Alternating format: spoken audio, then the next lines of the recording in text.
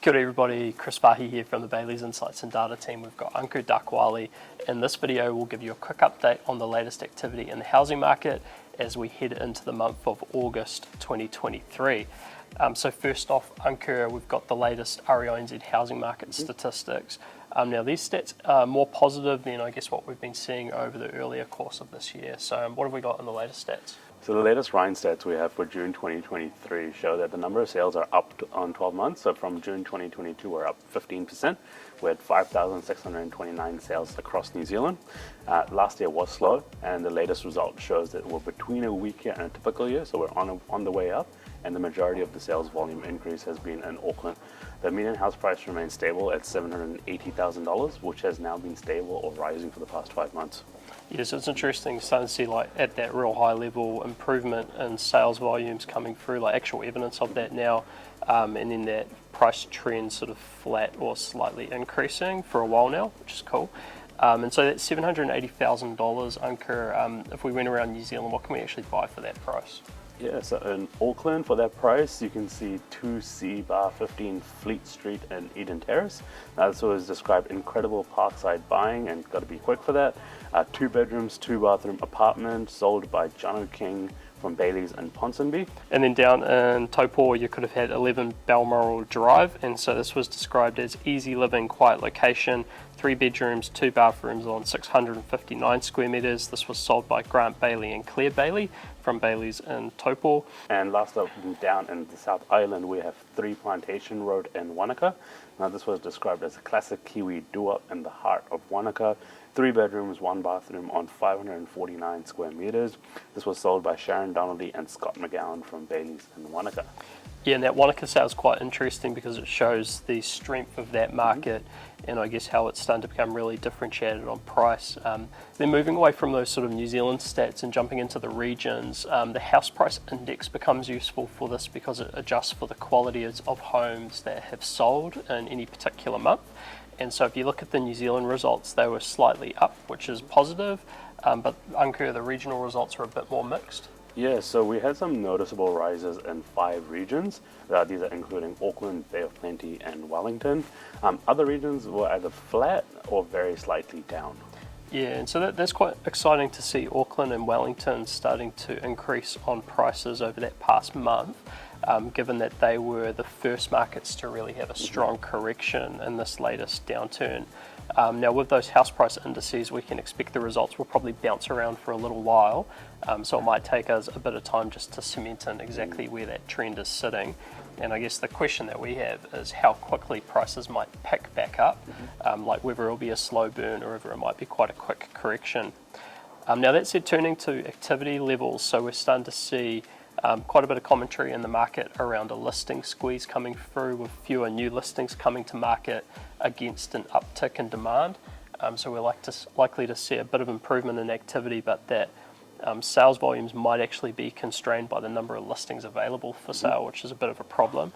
If we look around the Bayleys network though, we've been pretty busy. Ankur, what have we got happening recently?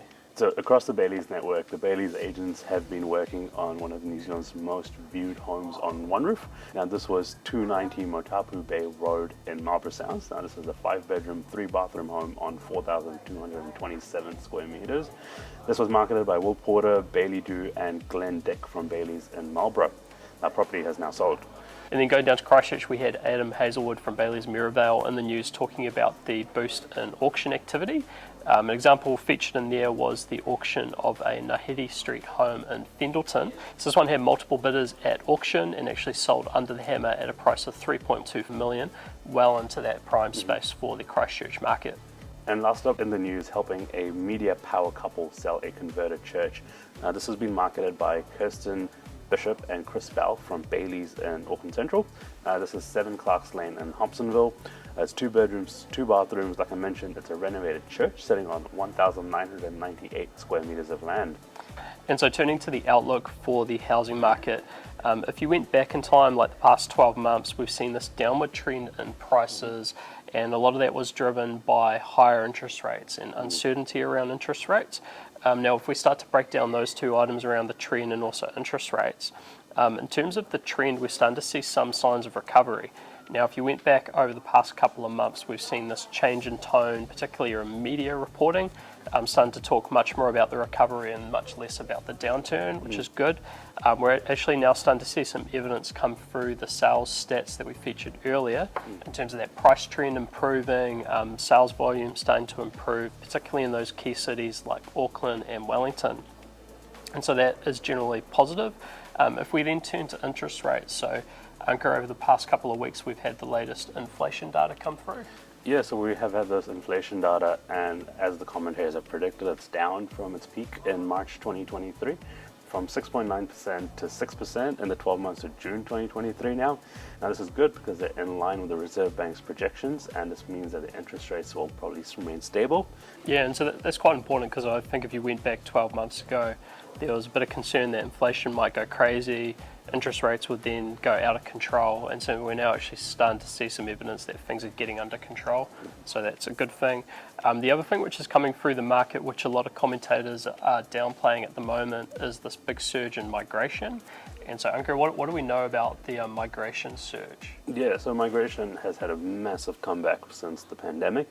Now, in the 12 months to May 2023, we had a net gain of 78,000 people.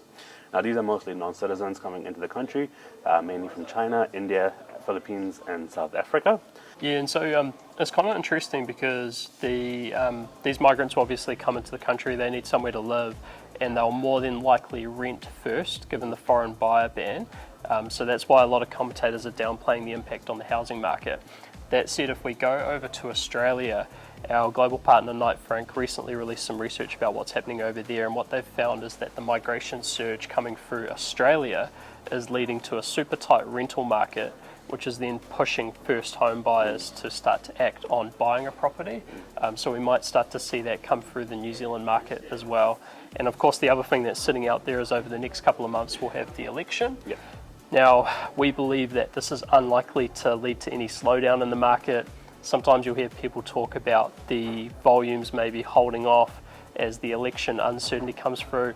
We don't think that's the case, and if you look at the historic data, it doesn't suggest that. But what we do see is if there's a change in government, there appears to be some policies that would be more investor friendly, and that might lead to a big surge of investor activity into the housing market. So sort of wait and see on that one. But look, with that said, we will wrap up this update here. So thanks very much for watching. Cheers, Ankur. Thanks, Chris. And we'll see you guys next time. See ya. Yeah.